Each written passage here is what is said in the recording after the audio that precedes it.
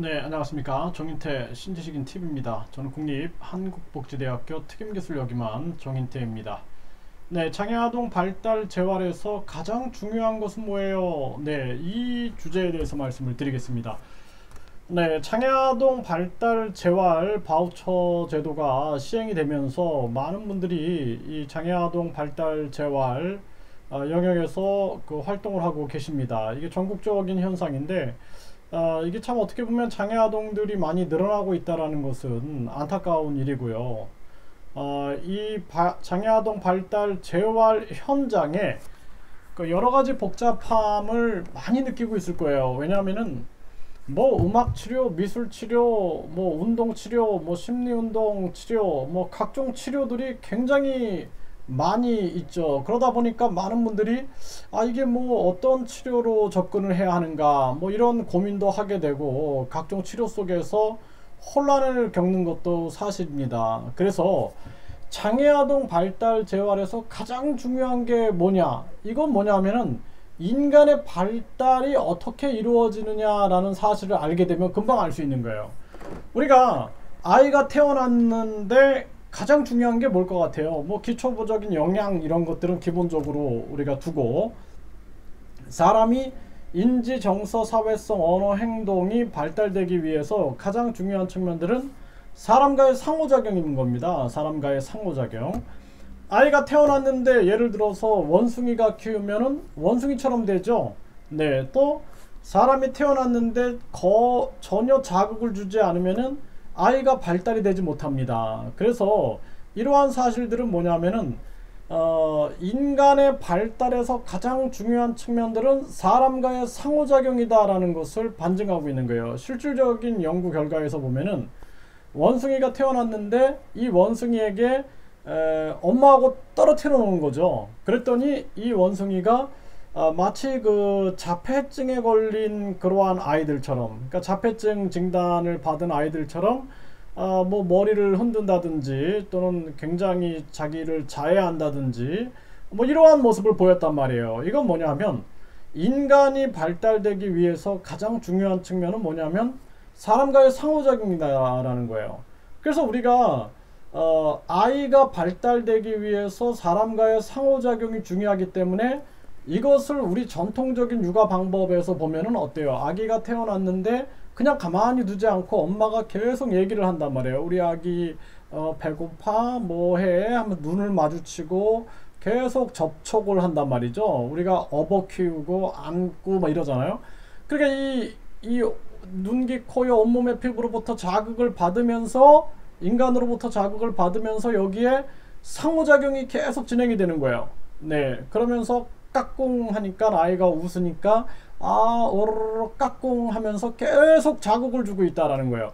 그러다가 12에서 12개월 정도가 되면 아이가 반짝반짝, 짝짝꿍, 곰지곰지, 잼잼, 만세 이런 걸 하니까 이런 거를 하는 거예요. 그래서 제가 저도 두 아이를 성인까지 키웠는데 이 과정 속에서 뭐 저도 잘 모르죠. 이제 핵가족 사회니까. 그런데 이 아이를 그 할아버지 할머니가 이렇게 보더니 바로 하시는 게 막 구리구리 뭐 짝짝꿍 곤지곤지 잼잼 만세 뭐 이런 걸 하시는 거예요. 그러니까 과거의 대가족 사회에서는 이게 그냥 자연스럽게 육아 방법으로 이렇게 전해져 내려왔는데 핵가족 사회가 되다 보니까 이게 잘 모르는 거예요. 이제 잘 모르다 보니까 이 아이가 그냥 발달되는 것은 아닐까 뭐 이렇게 생각하는 분들도 있을 수 있다라는 거예요. 그런데 그게 아니라 끊임없이 우리가 인간의 본능적으로 이 새끼들, 그러니까 동물도 마찬가지죠. 새끼들과 끊임없이 접촉을 하고 상호작용을 한단 말이에요. 그게 발달의 원리다라는 거예요.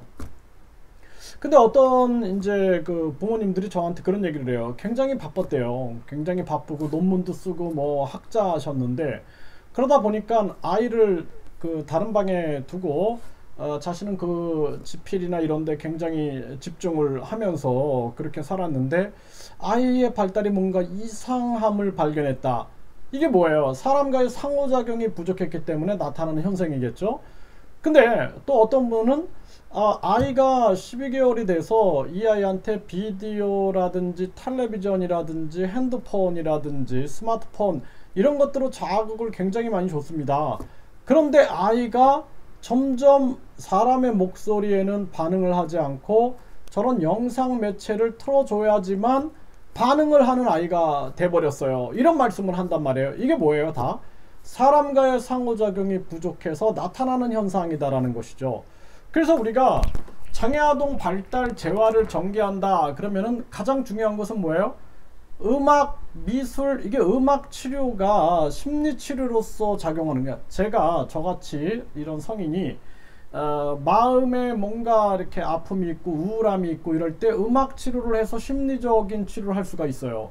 근데 이 장애 아동의 발달을 시킨다라는 거에는 가장 중요한 게 뭐다? 사람과의 상호작용이다라는 거예요. 사람과의 상호작용. 음악이 아니다라는 거예요.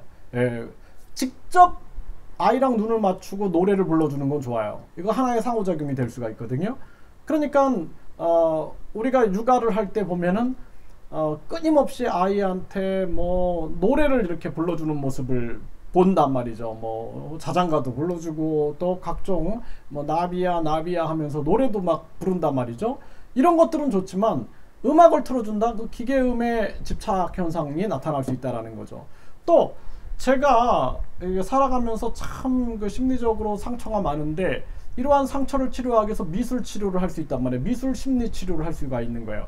근데 미술을 장애 아동, 발달장애 아동들한테 적용해서 미술이 발달을 시켜줄 것이다? 그림은 직접 우리가 땅바닥에 그림을 그린다든지 아이가 그림을 그리면서 상호작용하고 목소리를 계속 내주고 이런 활동, 근데 그런 활동도 발달에 적합한 수준에서 했을 때 효과를 보는 것이지 그렇지 않으면 그림에 집착하는 현상이 나타날 수 있다는 겁니다. 그러니까 우리가 뭐냐면 인간의 발달이 전개되는데 가장 핵심은 사람과의 상호작용이다라는 것을 절대 잊어서는 안 되는 거예요.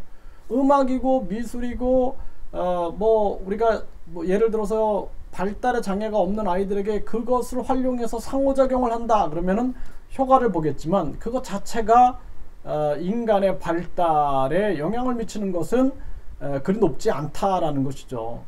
가장 중요한 것은 사람과의 상호작용이다.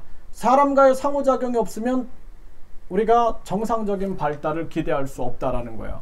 그래서 하나도 둘도 셋도 계속해서 사람과의 상호작용을 전개해야 한다. 사람과의 상호작용을 전개해야 한다. 이런 생각을 끊임없이 해야 한다는 거예요.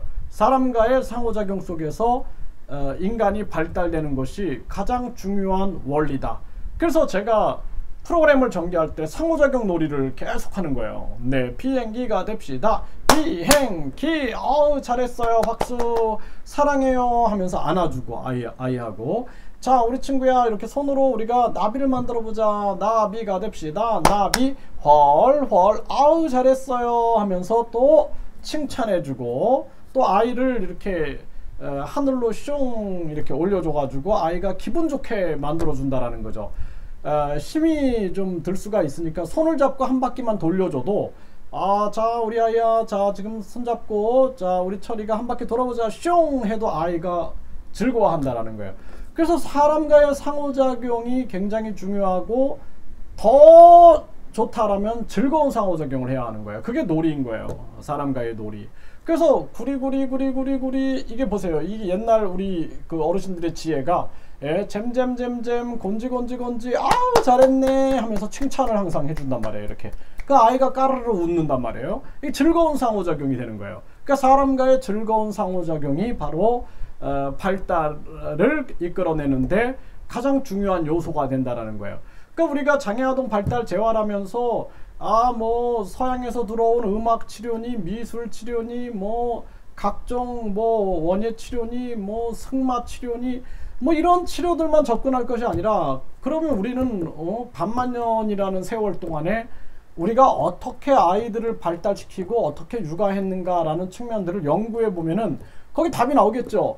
예? 우리 역사 속에서 위대한 세종대왕이라든지 이순신 장군 같은 사람들, 또 우리가 우리 부모님이나 이런 많은 할아버지 할머니 세대의 평범하고 뭔가 양심을 가진 이러한 사람들이 이 발달의 결정적 시기에 어떻게 발달돼 나갔는가라는 것을 우리가 조사해 보면 우리가 한국적 가치를 가지고 다양한 발달 재활 프로그램을 연구할 수 있다는 거예요.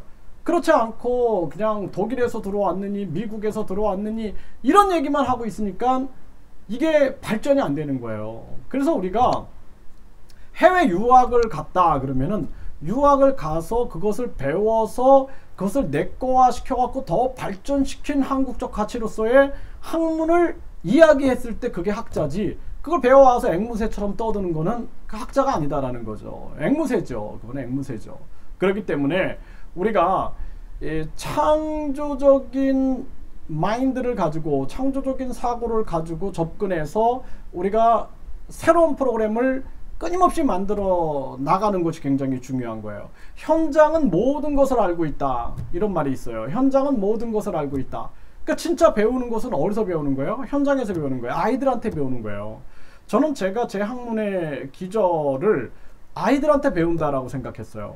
그래서 아이들이 어떻게 해야지 즐거운 반응을 보이는가, 이런 것들을 아이들에게 배운 거예요. 끊임없이 연구하면서. 그러면서 이런 프로그램이 좋겠다 해가지고 연구했던 것이 언어동작 약속놀이였던 거예요. 그래서 자, 우리 친구들 대나무가 됩시다 하면 대나무 잘 만들었어요 하면서 칭찬해주고 아이들을 안아주고 손을 잡아주고 손을 잡고 빙글 돌려주고 하늘로 올려주면서 기쁘게 만들어주고, 이렇게 했더니 아이들이 즐겁게 상호작용을 하고 교사와 라포 형성이 된다라는 거예요. 이 굉장히 교감이 잘 되고 있다라는 거죠. 여기서 아이들에게 배웠다. 현장은 모든 것을 알고 있다. 저는 그런 생각을 했던 것입니다. 그래서 여러분들이 장애아동 발달 재활에서 가장 중요한 것은 뭐예요? 사람과의 즐거운 상호작용입니다. 사람과의 즐거운 상호작용으로 접근해야 합니다. 이것을 절대적으로 여러분들이 이 분야에서 활동할 때, 또 부모님들이나 장애아동 가족들은 이 분야에서 이 아이들을 끊임없이 우리가 함께 살아가면서 잊어서는 안 될 프로그램이 된다, 잊어서는 안 될 굉장히 중요한 수칙이 된다, 이렇게 생각하면 좋겠습니다. 뭐 부모님들이나 가족이나 또 선생님들이 궁금한 부분들 댓글 남겨주시면 제가 이어서 계속 영상을 만들어 드리겠습니다.